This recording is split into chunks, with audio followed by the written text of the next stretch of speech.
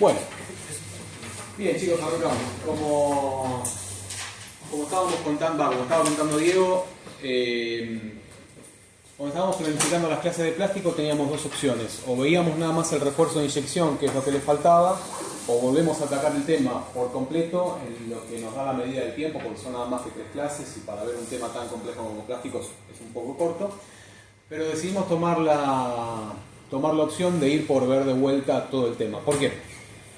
Porque como bien dijo Diego, esta es una cátedra que aborda dos materiales que son importantísimos y que son fundamentales para el entendimiento de nosotros los diseñadores industriales. Uno es el de los metales, por supuesto, y el otro es el del plástico.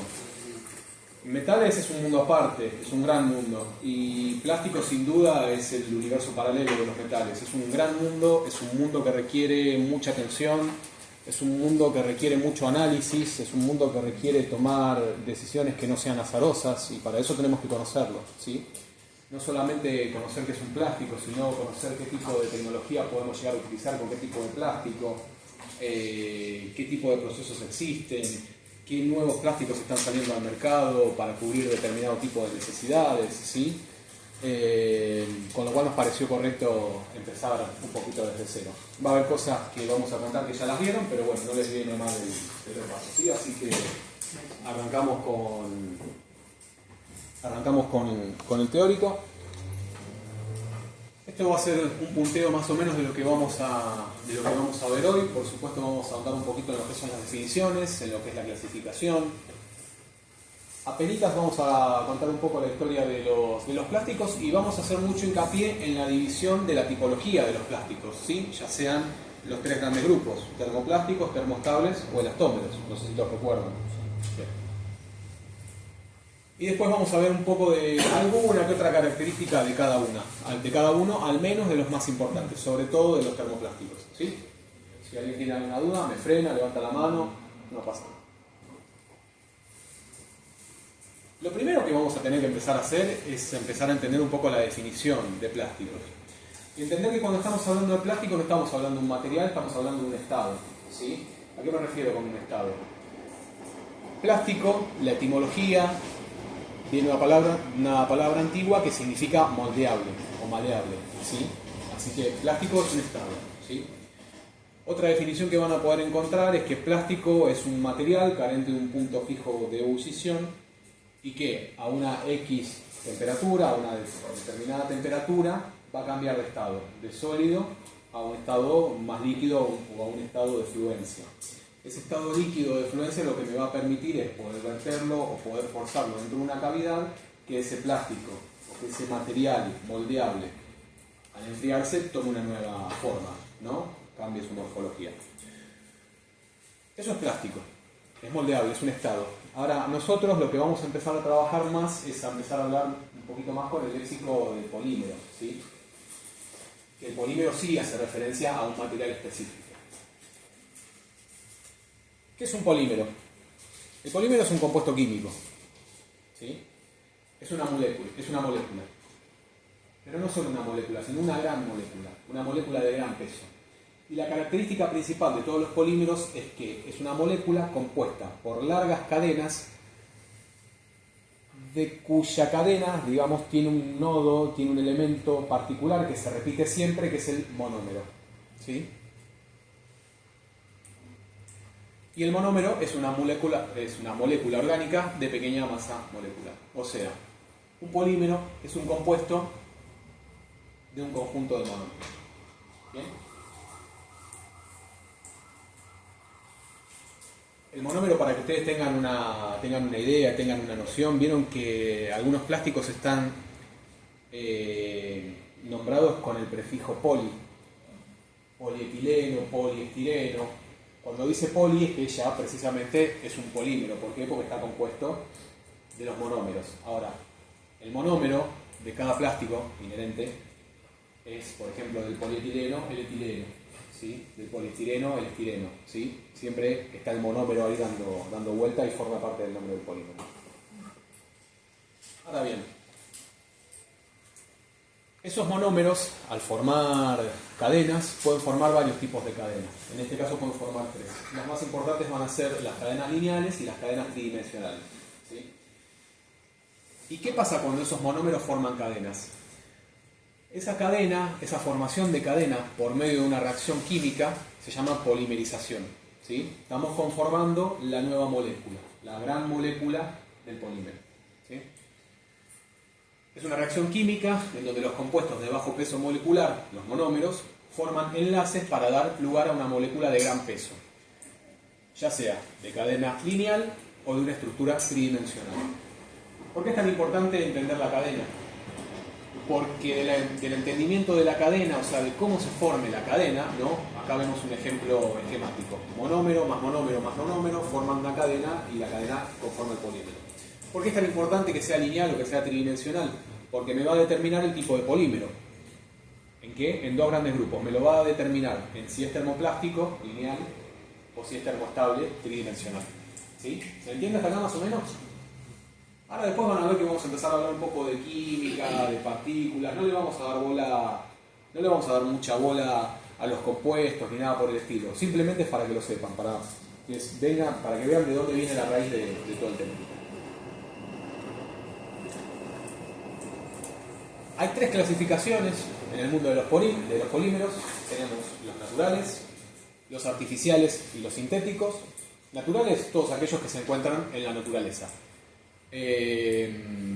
Celulosa, caucho, ¿sí? Artificiales se obtienen por la transformación de polímeros naturales, ¿sí?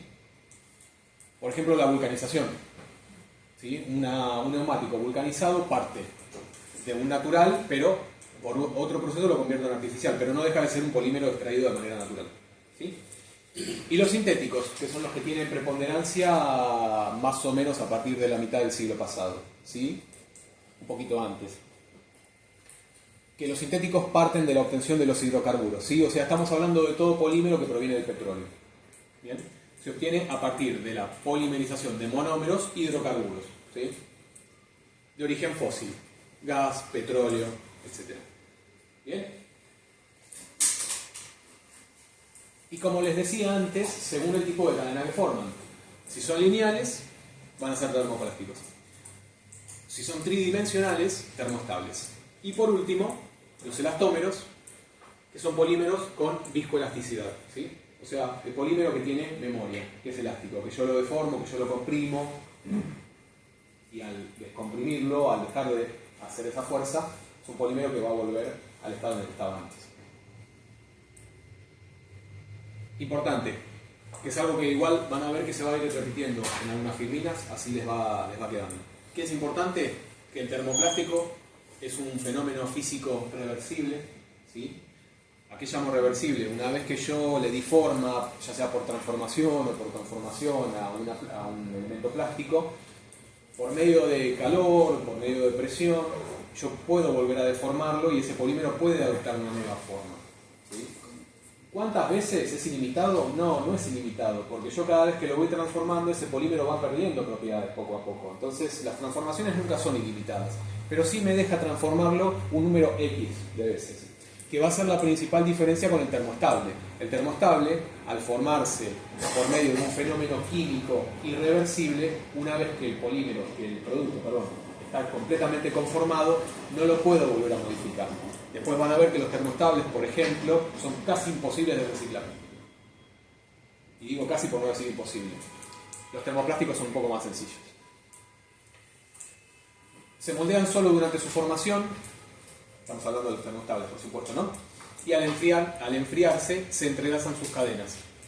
Esta disposición no permite nuevos cambios de forma mediante calor o presión. O sea, una vez que yo conforme mi producto con un material termoestable, no lo puedo volver a modificar. Después vamos a ver algunos ejemplos. ¿Bien hasta acá? Breve historia.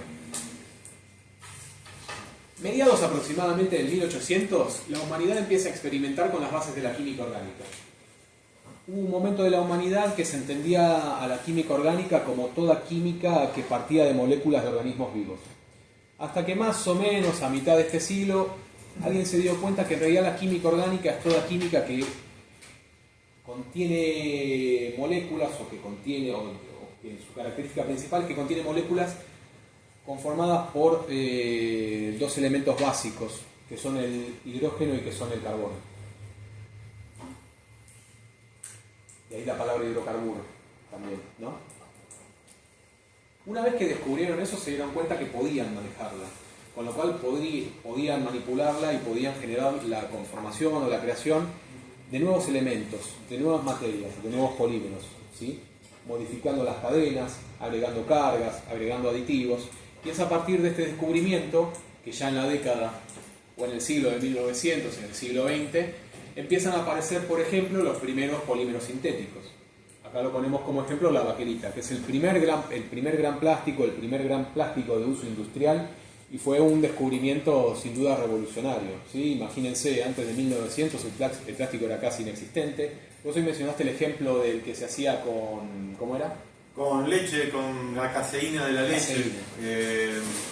Eso se hacía en el siglo XVIII, siglo XIX. La leche tiene un componente que se llama caseína, que se puede descomponer usando ácidos como el vinagre. De hecho, acá había una materia que se llamaba elementos de física, química y matemática, y hacíamos laboratorios, y habíamos hecho un plástico sacado de la caseína que se llama galatita sin la C. Y ese plástico se obtenía hace un par de siglos atrás, se usaba para hacer, por ejemplo, botones, o me olvidé de vuelta el nombre, el de las cuerdas, para ajustar las cuerdas de una guitarra.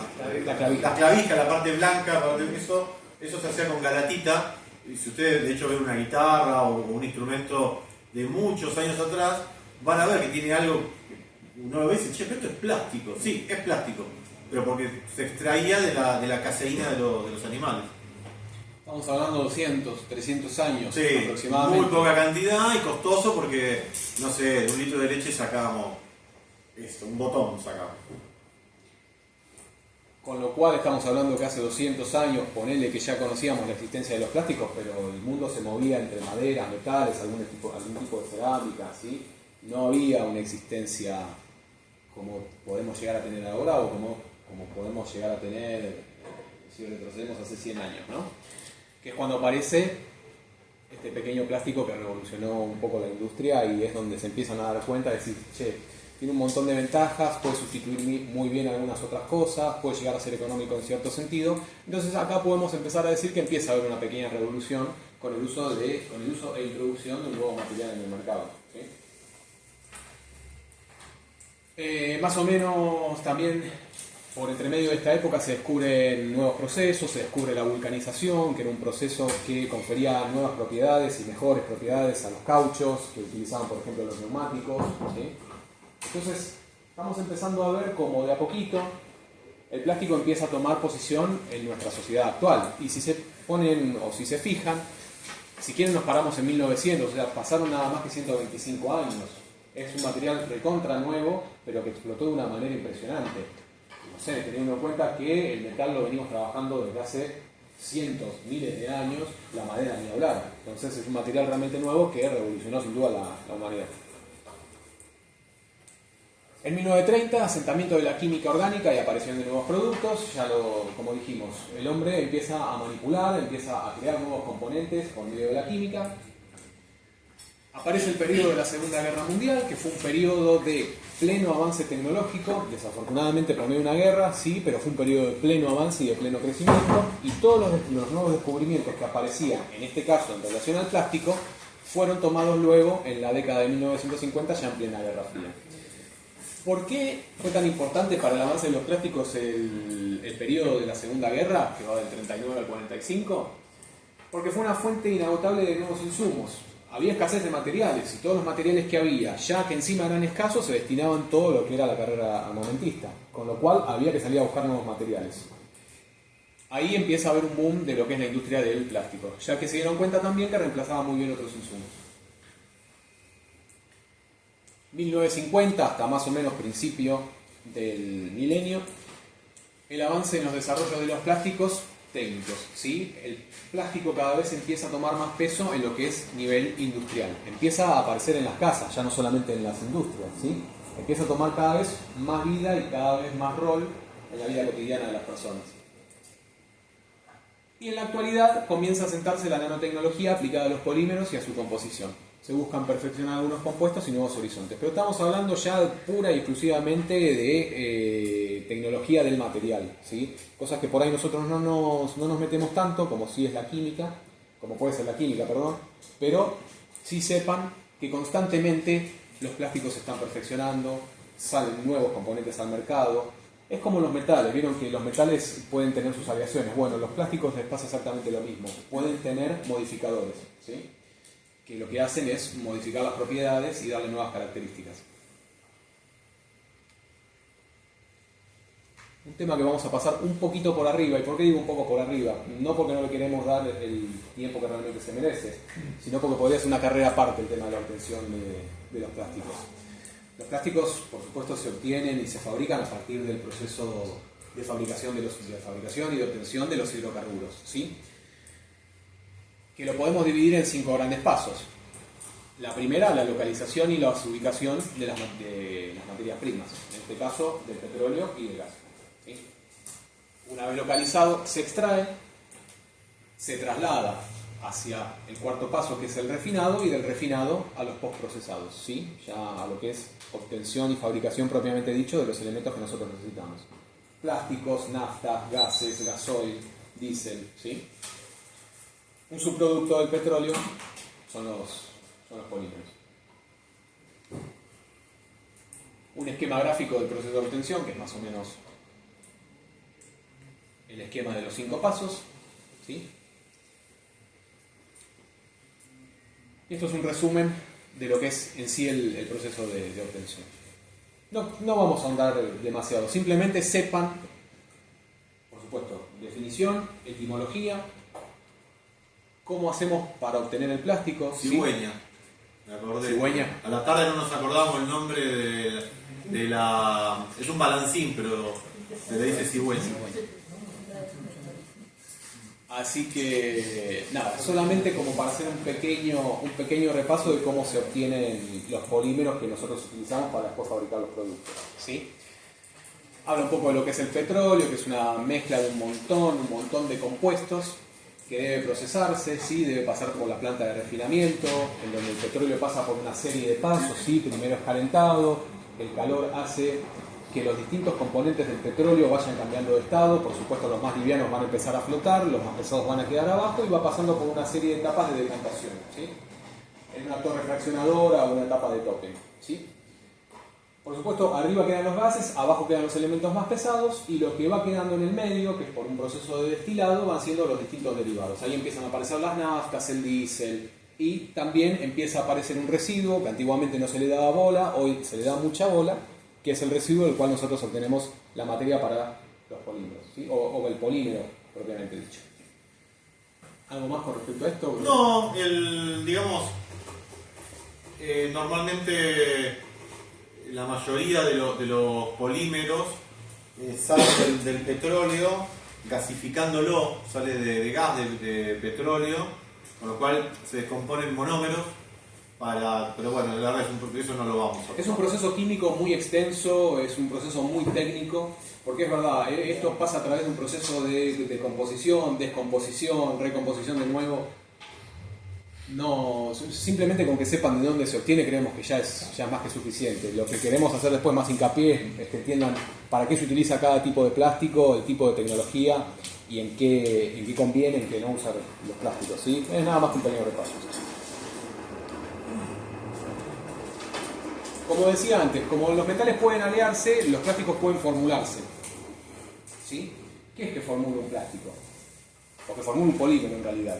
Yo al polímero de base puedo modificarle las propiedades por medio de 4 elementos: por medio de cargas, por medio de refuerzos, por medio de pigmentos o por medio de aditivos. ¿Para qué?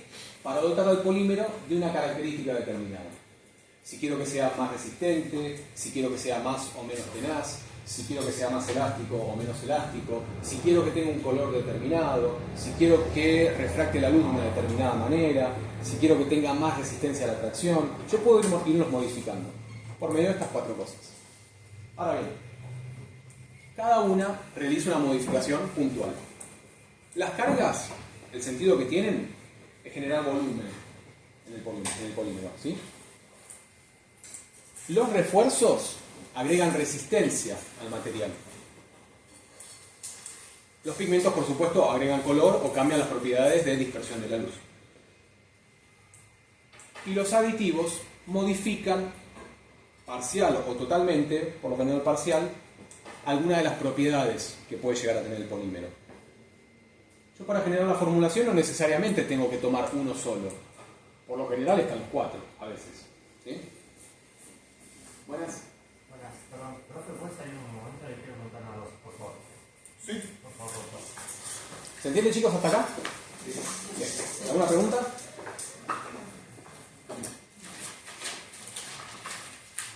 Y también tenemos que entender que nosotros para trabajar dentro de la industria, los polímeros, en grandes rasgos, vienen con 4 presentaciones comerciales. ¿De qué va a depender la presentación comercial que yo voy a empezar a comprar?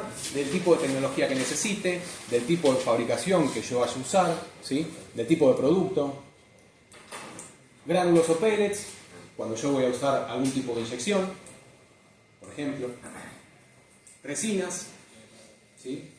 Para algún proceso de moldeo, para un PRFB. Polvos de moldeo, cuando tengo procesos de compresión, como por ejemplo la baquelita o algunos de termoestables. Y los preelaborados. Los preelaborados por lo general vienen en forma de planchas, en forma de láminas, podemos conseguir tubos, podemos conseguir films, ¿sí?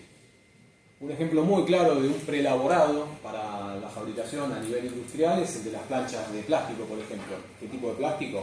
Acrílico, acetato, policarbonato. ¿Para qué? Para hacer procesos de vacuum forming, por ejemplo. Es un preelaborado que tiene fenómeno para hacer algunas cosas.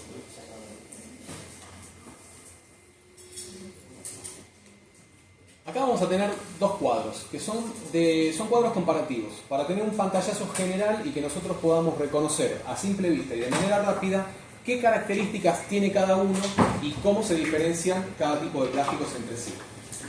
Vamos a encontrar características como, bueno, por supuesto la definición. Perdón, volver a donde estaban cargas, aditivos, ahí está, perdón.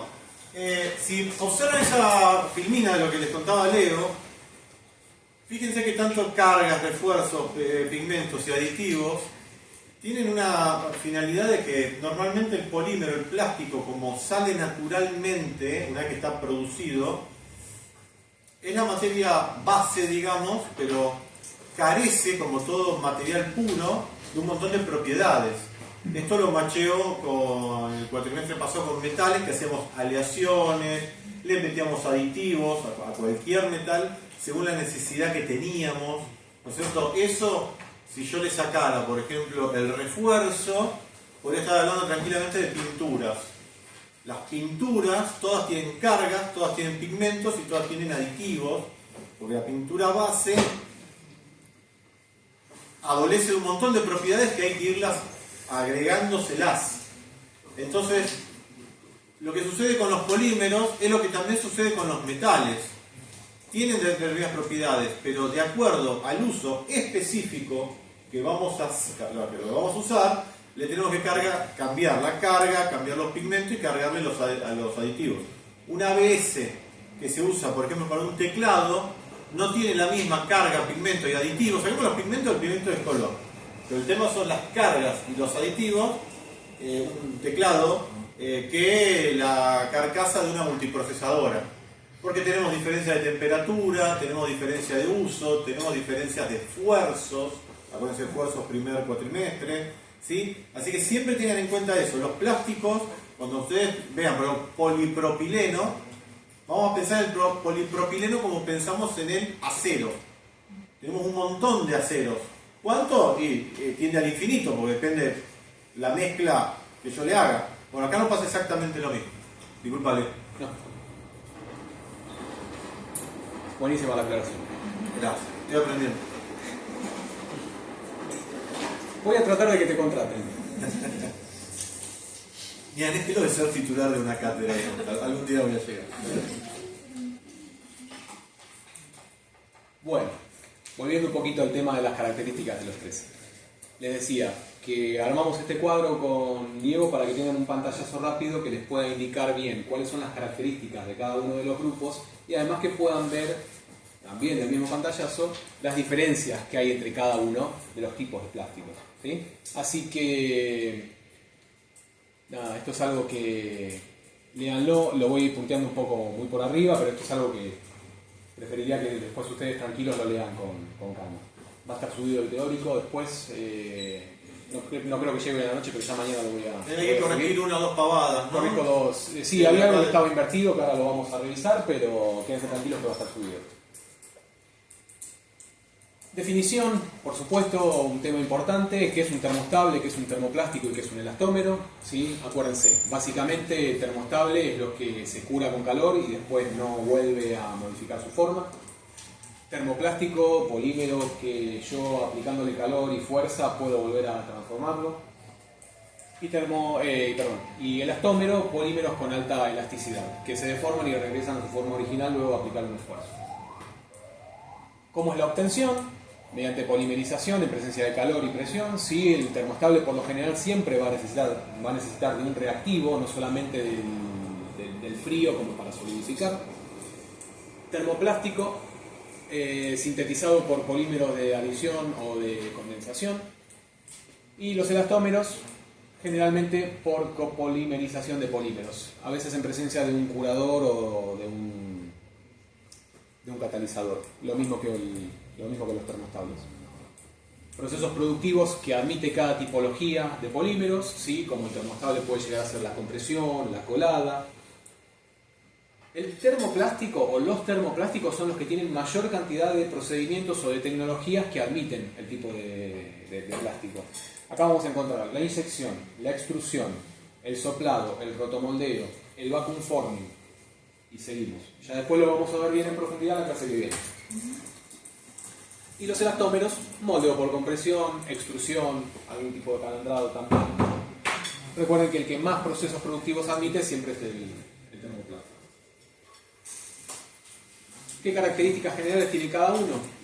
Alta rigidez los termostables, flexibilidad los termoplásticos, alta densidad y resistencia a la abrasión los elastómeros, no reblandece ante el calor lo que es la parte de termoestable, bajo módulo elástico el termostable, ¿sí? El termostable es un plástico o un polímero que es extremadamente rígido, es un producto o un polímero, mejor dicho, que ante cualquier tipo de esfuerzo tiende a quebrarse o tiende a resquebrajarse. El termoplástico es bastante más elástico, tiene muy buena resistencia al impacto y es fácil de procesar, ¿sí? Algunas características que creemos que son las más importantes como para que vayan teniendo en cuenta. Reciclabilidad, el termostable prácticamente imposible, por no decir imposible. El termoplástico tiene alta reciclabilidad, ¿sí? Yo con aplicar calor ya puedo tranquilamente transformar la forma. Dependiendo del tipo de plástico lo puedo cortar, lo puedo picar y puedo generar nuevos pellets para hacer, por ejemplo, una nueva inyección.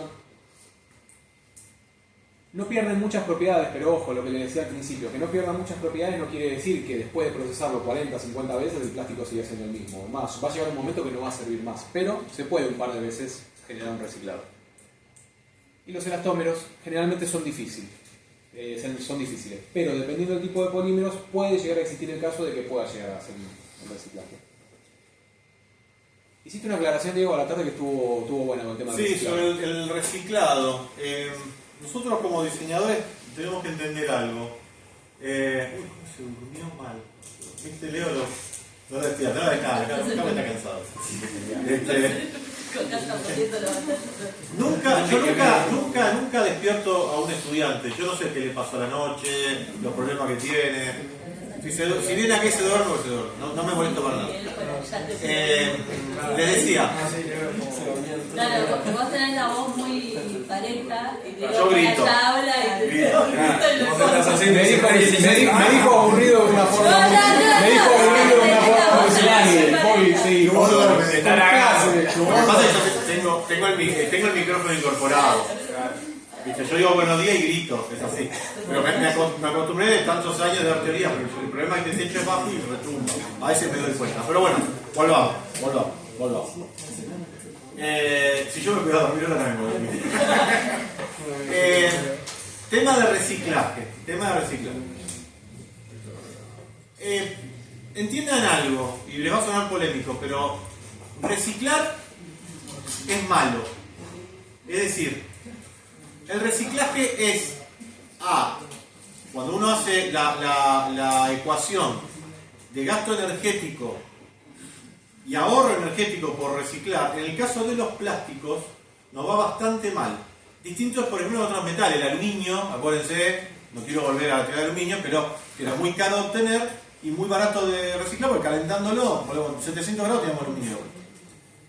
El problema del plástico es que hay toda una cadena de emisiones de CO2 para poder reciclar que hace que la ecuación nos dé negativa. Es decir, nosotros tomamos una botellita de agua, de PET, la tiramos a la basura, eso empiecen a seguir la cadena.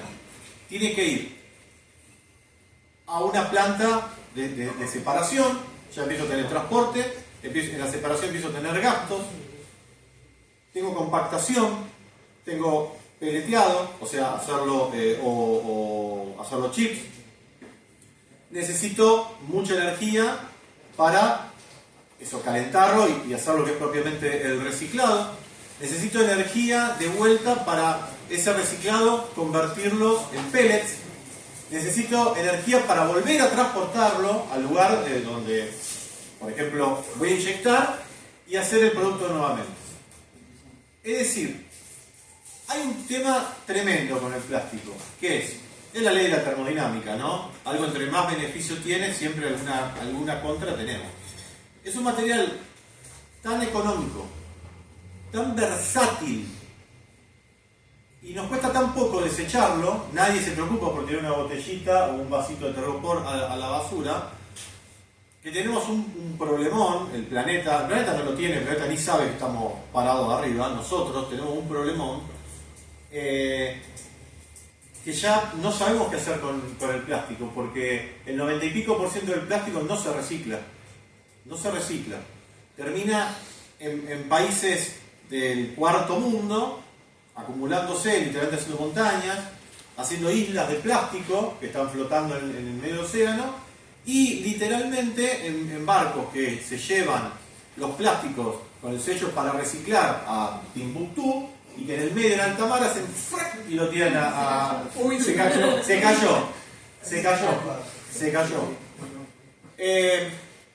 Entonces el reciclado, todo lo que está diciendo Leo ahí, en la teoría sí, es muy fácil de reciclar, no conserva todas las propiedades. Estamos hablando casi tecnológicamente ahora. Tecnológicamente es impecable, pero nosotros como diseñador, ¿a qué voy con esto y cierro con esto? Como diseñador, no pensemos en el uso indiscriminado del plástico total después se recicla, porque no funciona así. ¿Por qué sirve el reciclado? Porque nosotros, penalizando, gastando energía, que es cara, y liberando CO2 a la atmósfera, que nos hace muy mal, podemos evitar el volumen de plástico. Por ejemplo, tener una montaña de plástico, y no la quiero tener ahí porque dentro de 600 años todavía va a haber plástico. Tenemos plástico que tardan 1500 años en degradarse. Entonces, bueno, la elimino reciclándola y haciendo otra cosa. Pero a nivel sustentabilidad es muy polémico el reciclaje del plástico. Entonces lo que tenemos que hacer nosotros es, básicamente, el ser humano empieza a setear su cabeza y no estar desechando plástico, el exceso en envolturas. Mercado Libre te manda, compras algo, te lo manda y está 10 minutos sacando esa bolsa negra, y nos compramos un celular muy lindo y viene con un packaging espectacular porque es parte de la experiencia. Ponerme la palabra, pero está filmando. Yo si me cago en la experiencia, porque todo eso tiene consecuencias.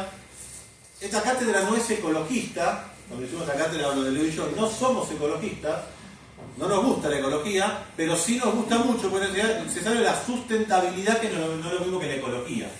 La sustentabilidad A diferencia de la ecología, la sustentabilidad tiene hipótesis científica y trabaja sobre justamente que algo sea sustentable es algo que se gaste poco. ¿Cómo hacemos para que se gaste poco, para que se gaste menos? En la ecología hay mucho de reciclaje, pero en la ecología no se preocupa demasiado por las emisiones que tenemos de CO2 para poder reciclar esos plásticos. Lo que pretendemos nosotros es que diseñen con la menor cantidad de plástico posible. Esa es la fundamentación de la sustentabilidad. La mejor forma de no contaminar con plásticos es no usarlos, no podemos no usarlos, pues entonces reduzcamos a la máxima expresión el uso de todos los polímeros. Además no podría llamarme ecológico si manejo un diésel, así que... me encanta que quemar nafta con la moto. Sí. Bueno, Resistencia térmica. Resistencia térmica. Acá estaba el error que habíamos visto a la mañana y acá pido disculpas, pero bueno, hubo problemas técnicos hoy al mediodía. Cuando acá en resistencia técnica ponemos media, en donde figura termoestable, en realidad es al revés. Resistencia térmica es en termoplásticos. Perdón, voy de vuelta. Resistencia térmica media es en termoplásticos y excelente es en termoestable. ¿Por qué es excelente en termoestable? Porque si yo al termoestable le aplico calor, no lo deformo. En tal caso, si le aplico calor excesivo, lo carbonizo. No va a servir más.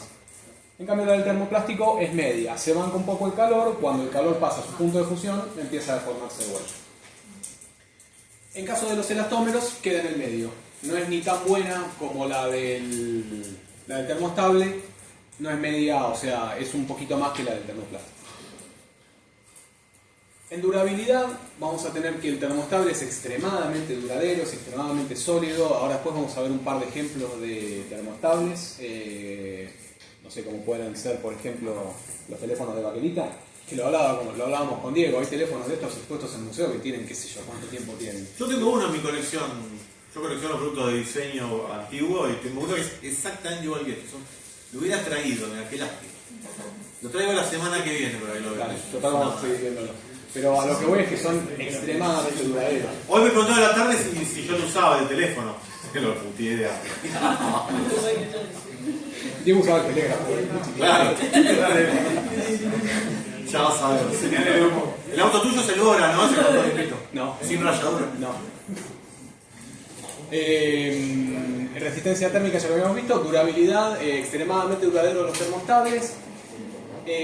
Baja en comparación con los termoestables, pero es un poquito más alta que los elastómeros. Y el elastómero depende de factores como el uso y los polímeros utilizados. Depende del esfuerzo que yo le aplique, también un poco la temperatura que yo le vaya a aplicar. Pero está como por ahí también el tema de los elastómeros. Resistencia a la corrosión, en general los tres son muy buenos. Excelente en el termoestable, muy buena en el termoplástico, depende qué tipo de plástico estemos utilizados, pero en general muy buena. Y buena resistencia en químicos y corrosión, también dependiendo del tipo de elastómero. Pero en general podemos decir que los tres tipos resisten bien el tema de lo que es corrosión y demás agentes químicos. Pero sobre todo el termoestable. Bien hasta acá. Denle bola a este cuadro porque seguramente entre esto. Resumen de los tres grupos. Acuérdense lo más importante, que es la definición, las características que tienen y algunos ejemplos que ya vamos a ir viendo un poquito más adelante, como por ejemplo de los termoestables, que incluyen resinas, los termoplásticos, que son los más comunes, son los que más encontramos quizás hoy en día en el mercado: polipropileno, poliestireno, PVC, ABS, PET, ¿sí? Y los elastómeros, los más comunes: cauchos,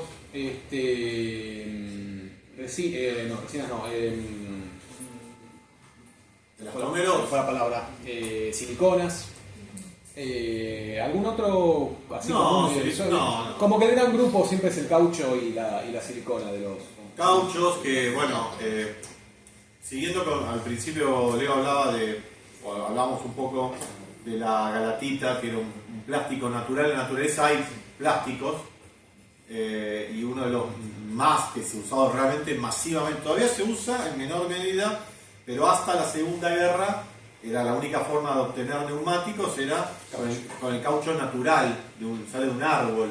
literalmente se le hacen tajitos a un árbol que no me acuerdo, le dicen árbol del caucho, tiene un nombre, no me acuerdo. Hay mucho en Brasil. Brasil fue proveedor mundial de caucho, se corta, sale un líquido lechoso. De hecho, Ford tenía su propia plantación de caucho en Ford tenía una plantación propia de...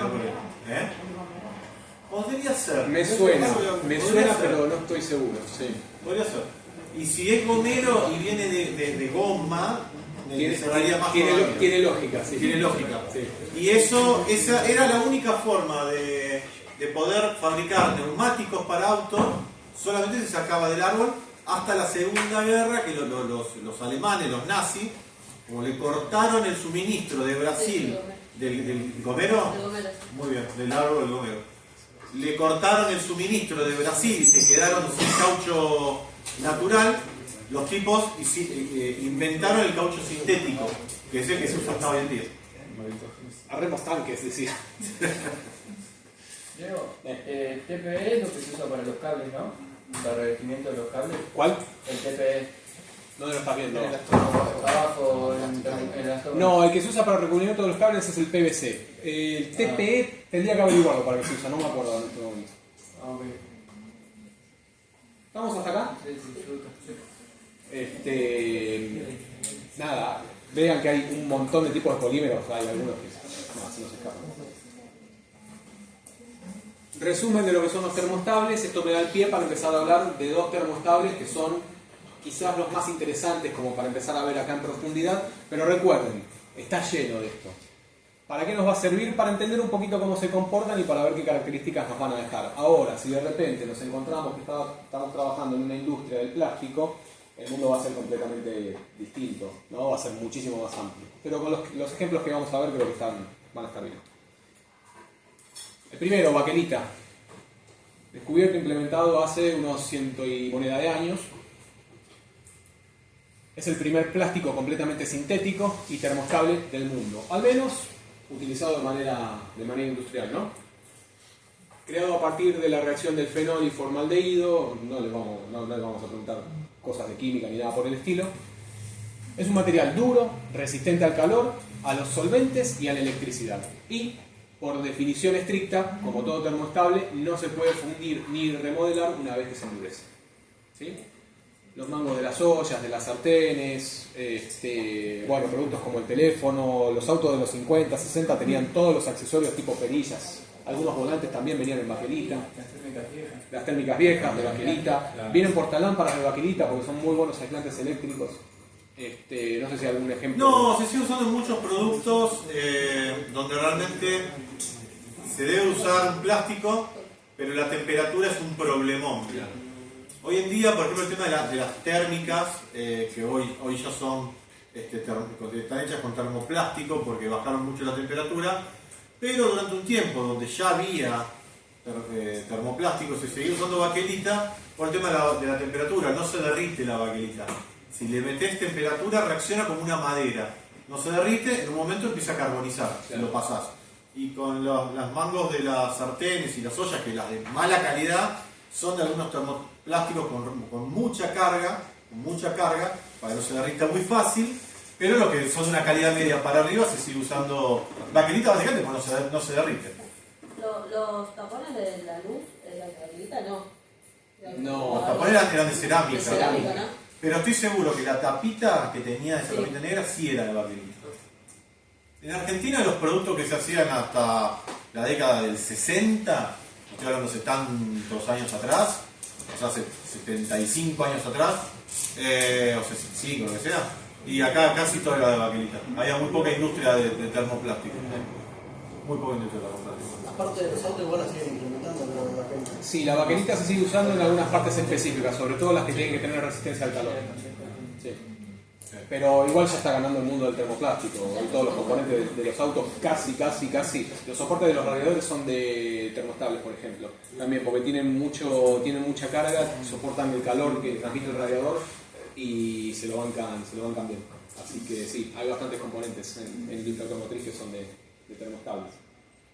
No particularmente de baquelitas, pero sí de materiales termostables. Bueno, como ya vimos es un termostable. Es muy buen aislante, excelente aislante eléctrico. Posee una gran resistencia y una gran durabilidad, ¿sí? Este es el primer ejemplo de un termoestable. Y uno que creemos que está bueno también que empiecen a tomar en cuenta o que empiece a aparecer ahí por el radar del diseño y del diseñador es el de PRFB. Que está un poquito relegado, o al menos con Diego pensamos que está un poquito relegado, pero que tiene un montón de peso en lo que es industria. ¿Por qué? Porque tiene un montón de características que están muy buenas. Que ahora las vamos a empezar a ver un poquito más en profundidad. Chicos, silencio por favor. El PRFB es un ejemplo muy bueno de lo que es la formulación de los plásticos, porque está lleno de cargas, está lleno de aditivos, por supuesto pigmentación puede llegar a tener también, dependiendo de cómo preparamos la resina, así que es un ejemplo que está piola como para analizarlo.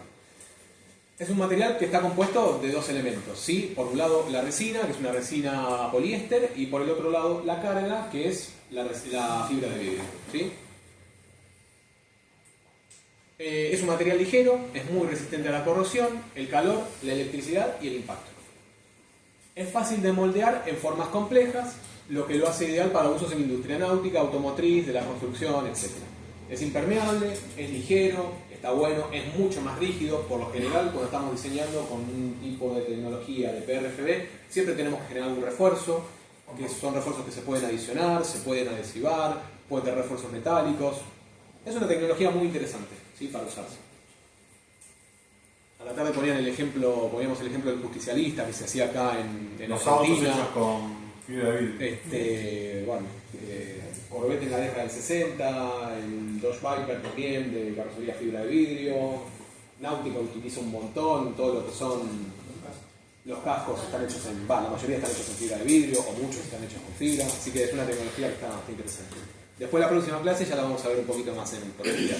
Pero es un termostable, ¿sí? ¿Por qué? Porque una vez que yo genero que estos dos compuestos se mezclen y una vez que catalizó, no lo puedo revertir. Si yo quisiera, no podría, lo rompería, lo carbonizaría, ya no sirve más. No lo puedo volver a hacer. Se compone de fibra de vidrio y una resina que actúa como aglomerante, define la forma y aporta resistencia química, ¿sí? ¿Qué son las propiedades que tiene? Muy buena resistencia mecánica, excelente durabilidad, excelente aislante, tanto térmico como muy buen aislante Sí, del calor también. del calor. De térmico, eléctrico, perdón. Sí, eléctrico, pero es muy impermeable, ¿sí? Es buenísimo ese plástico, el tipo de polímero. Y es muy ligero, es extremadamente ligero, podés generar una capa muy finita y que no pese mucho. Obviamente, como decíamos antes, es un material compuesto. Es como el hormigón armado, es un material compuesto. Acá el polímero vendría a ser la resina, ¿sí? La resina poliéster. ¿Y qué procesos admite? Admite ciertos procesos que son tecnificados. Pueden ser al vacío, algunos, no todos, pero generalmente es manual. Moldería a cáscara abierta. Claro, sí. El mejor ejemplo son las piletas azules, Sí, por eso. que son de fibra de vidrio y que se hace con capa, ¿no? Capa de resina, fibra de vidrio, capa de resina, fibra de vidrio. Y se va armando donde se aprovecha la mejor propiedad de cada uno, porque la fibra de vidrio, si tiene algo bueno, es que al mezclarse con la resina hace que el material sea duro, no se quiebre fácilmente. Si solamente una pileta se hiciera solo con la resina, yo podría hacerla. La verdad que ante el primer golpe de material tan duro se rajaría. Es decir, es un material que trabaja muy bien en conjunto. ¿Estamos, chicos? ¿Alguna consulta? ¿Vamos bien? Bien. Resumen del termoplástico, ¿sí? Acá no hay nada que no hayamos visto, pero remarcamos algunas cosas por cualquier cosa, por las dudas. Son polímeros plásticos que se ablandan al calentarse y se solidifican al enfriarse, permitiendo un moldeo repetido. ¿Hasta cuándo? Depende del material, pero una cierta cantidad de veces. Características, posibilidad de fusión y remodelación muchas veces, lo que lo hace ideal para el reciclaje. Algunos ejemplos como el polietileno, el polipropileno, el PET, ¿sí? Son un tipo de plástico cuyo comportamiento al calor es reversible y esta capacidad de calentarse, fundirse, solidificarse y volver a fundirse es una característica fundamental que los distingue de los termoestables. ¿Sí? Si volvemos de vuelta acá, es básicamente lo que define y diferencia a cada uno de los polímeros. Hay 6 o 7 grandes grupos dentro de los termoestables, que es de donde parte todo. Y acá es donde empieza un poquito más el foco que nosotros queremos hacer, ya principalmente también para la clase que viene, que vamos a empezar con el tema de los procesos.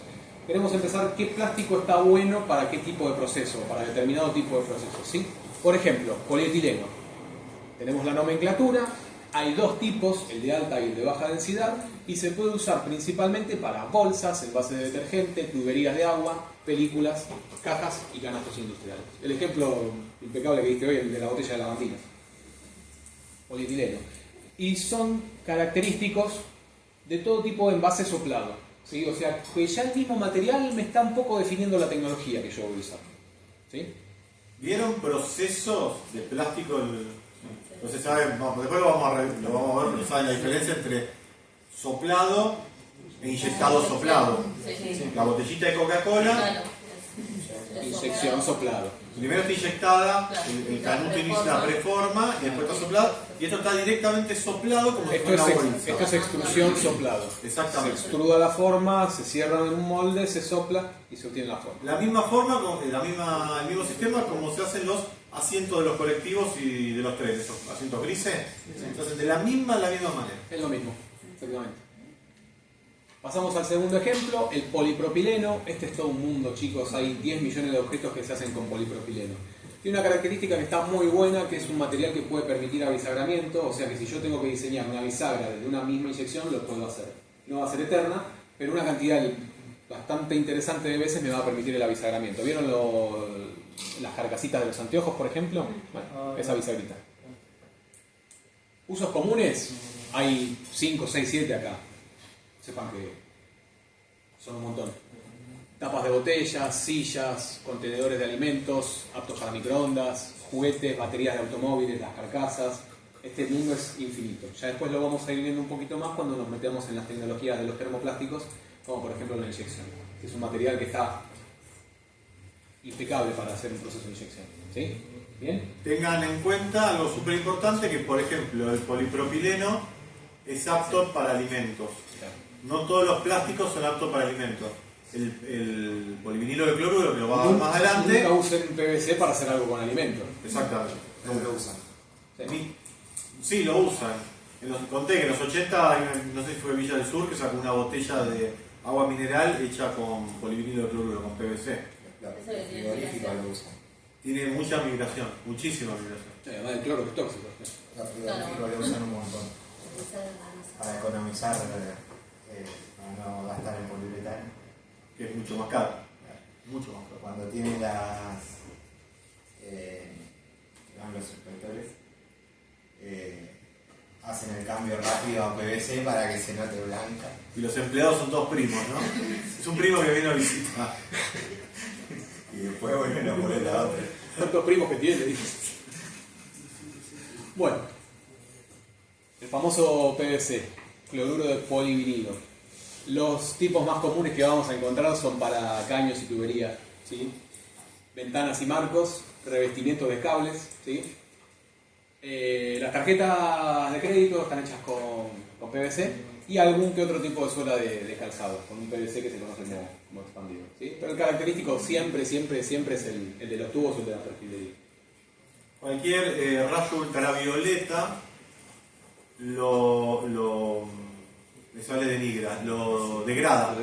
Lo degrada. De hecho, van a ver si tienen algún cañito de esto en casa, expuesto hace unos años, le pasan la uña y empieza a salir polvo. Y eso es simplemente PVC que fue degradado por los rayos ultravioleta, pierde algunas moléculas, no me acuerdo de qué, y lo que queda es la carga. Entonces se hace polvo. Lo mismo la ropa, por ejemplo, que simula ser lo que le dicen cuero ecológico, esas camperas de pseudo cuero, que, bueno, esas camperas están hechas de PVC y en algún momento se empiezan a romper, porque uno está abajo del sol y se Hay que usarla de noche. hay que usarla de noche. Y se te dan cuenta que es trucha. Y después te terminan de negrar. Claro. Cuando salía de noche tengo la cantidad de eso. Bueno, Entonces las aberturas y ventanas tienen que estar. Algunas aberturas de PVC tienen un tratamiento para rayos UV, las buenas, o algunas instituciones están pintadas para disminuir, digamos, estos efectos, pero esas persianas que son de PVC y que ya tienen un par de años, en un momento... Les pasa lo mismo que a los caños, se degradan, se empiezan a desgranar todas. Hay retardantes, ¿viste? Factores que te retrasan el daño del rayo solar, pero lo retrasan nada más. Nuestro amigo, el poliestireno. Sí. El amigo ideal del diseñador industrial. Del estudiante. Del estudiante del diseño industrial. Que nunca supe y no lo puedo averiguar en ningún lado si el término tergopol, que no dice tela de goma porosa o a alguien se le ocurrió y un chiste y quedó, pero no lo puedo averiguar en ningún lado. Sé que era una marca comercial, Tergopol, y quedó, pero no sé si sale de ahí. Porque tela, No, es tela. tampoco se hace para tela, así que. Y de goma tampoco de goma. No, pero por ahí Solo porosa. te da un poco la sensación, si querés, de goma. Pero sí, no es tela. Bueno, será para averiguar. ¿Para qué lo podemos usar? Vasos y cubiertos descartables. Para cubrir carcasas de electrodomésticos. ¿Vieron cuando compran un electrodoméstico nuevo y viene cubierto con el tergopol? Bueno, poliestireno.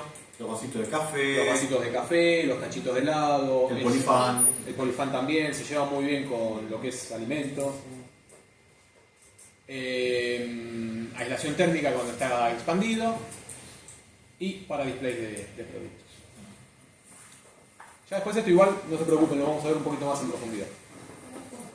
Sí, léanlo. No lo voy a pronunciar porque, y encima lo estoy grabando, así que... No. Sí, lo vamos a tomar. No. El que se pare acá y lo diga tiene un punto más en el parcial. Si se acordaron del marxicítico, ferrítico y se van a acordar de eso. No, un plástico con más de A la tarde tardaron 10 minutos, ¿sabemos que tardan ustedes?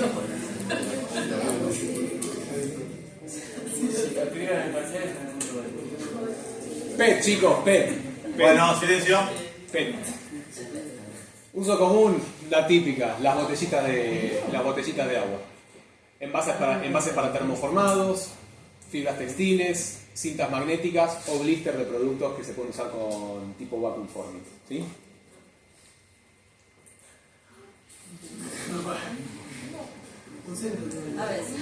A veces. Acrilonitrilo butadieno estireno.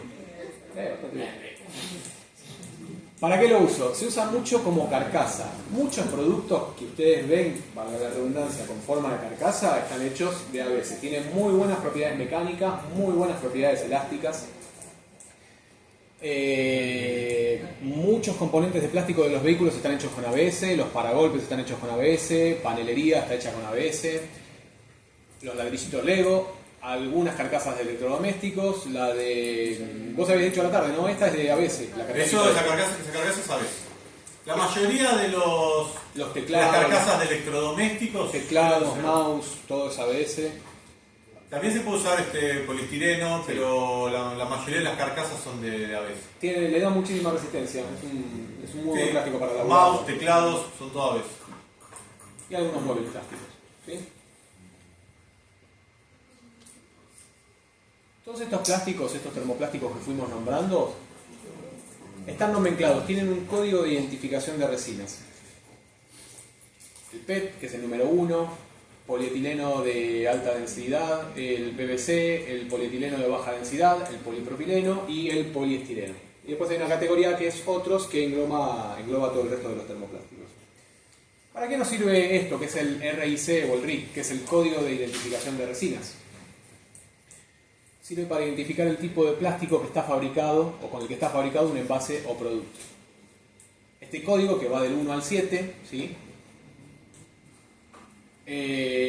Ayuda a consumidores y a centros de reciclaje a clasificar el material para facilitar el correcto uso final o disposición del material. Entra un poco con lo que estábamos hablando de reciclaje y sustentabilidad, ¿sí, chicos?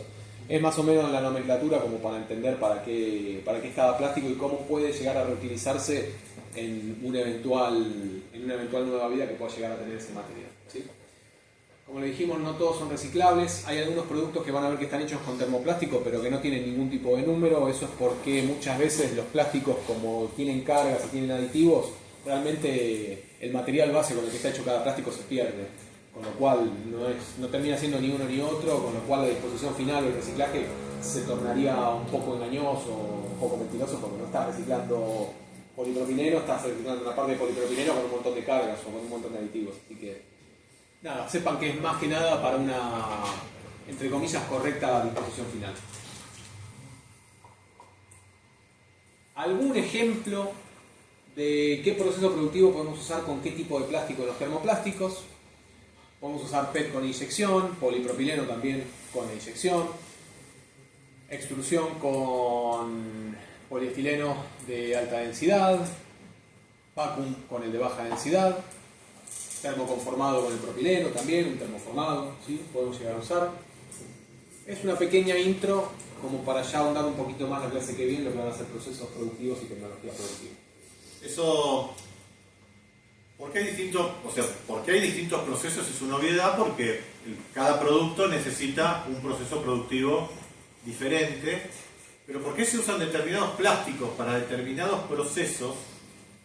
Pasa algo parecido con los metales, cuando decimos, bueno, ¿por qué no se puede colar, no se puede hacer fundición de hierro en una coquilla de hierro? Entonces usted me dice, sí, porque tiene la misma temperatura, etcétera, etcétera, etcétera. Bueno, acá también pasa mucho con las propiedades de cada polímero.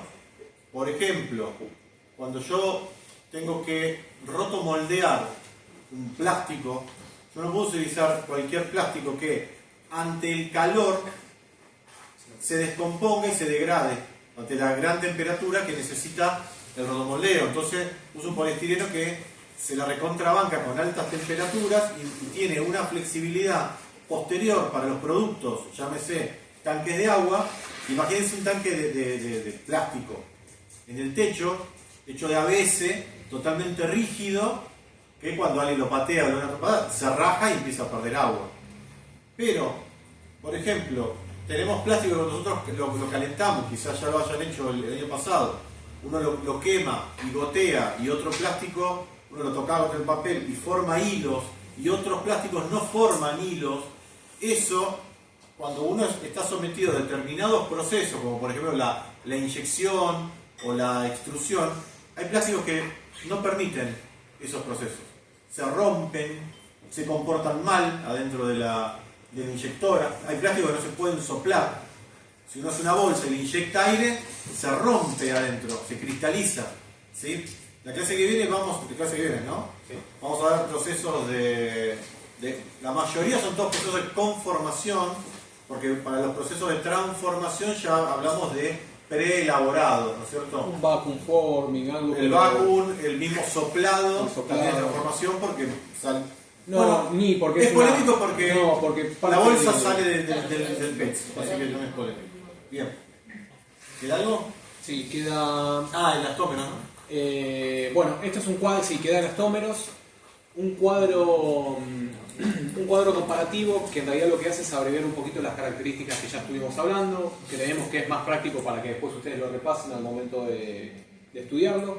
Van a encontrar claramente la nomenclatura, qué propiedad tiene cada uno, que es lo que veníamos ya hablando, y para qué usos se pueden usar. Es nada más que para tener un pantallazo general rápido y claro al momento de estudiar.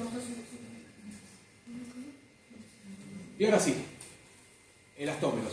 Creo que ya son las últimas filminas y ya estamos terminando. Resumen, como veníamos hablando hasta ahora, polímeros que poseen una alta elasticidad y viscosidad, lo que les permite deformarse significativamente bajo presión, bajo algún tipo de tensión, y volver después que yo les saco esa presión a su forma original. Esta propiedad lo diferencia de otros polímeros como los plásticos cuyas cadenas moleculares están más ordenadas. O sea, lo diferencia básicamente de los termoplásticos y los termoestables. Posee gran elasticidad, recupera la forma, presenta muy buena resistencia al desgaste, la abrasión y la deformación. La cadena de los polímeros está ligeramente reticulada, que también es la diferencia que tenemos entre lo que van a ser termoplásticos y termoestables. Y acuérdense la cadena cómo estaba compuesta, si era lineal, si era reticulada o si era tridimensional.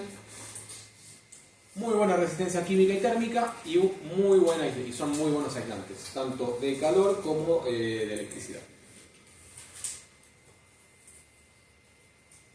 Seguimos viendo alguna característica como impermeabilidad, muy buen aislante, gran durabilidad, y es un polímero que se puede obtener de forma natural a partir del látex de ciertas plantas, como estábamos hablando del caso del gomero, o también lo podemos obtener de forma sintética, ¿sí?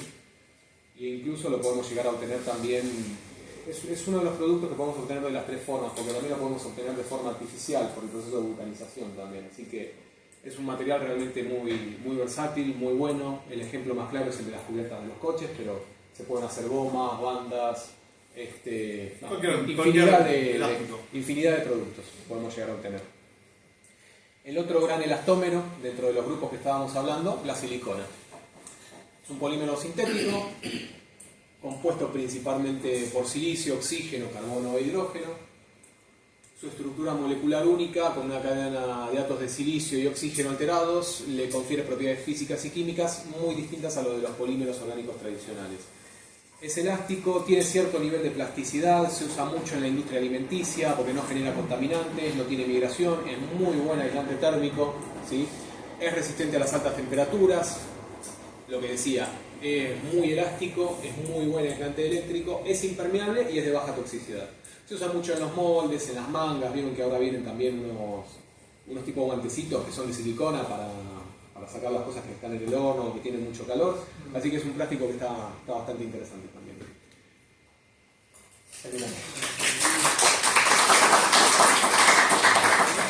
Muy bien, Leo, muy bien.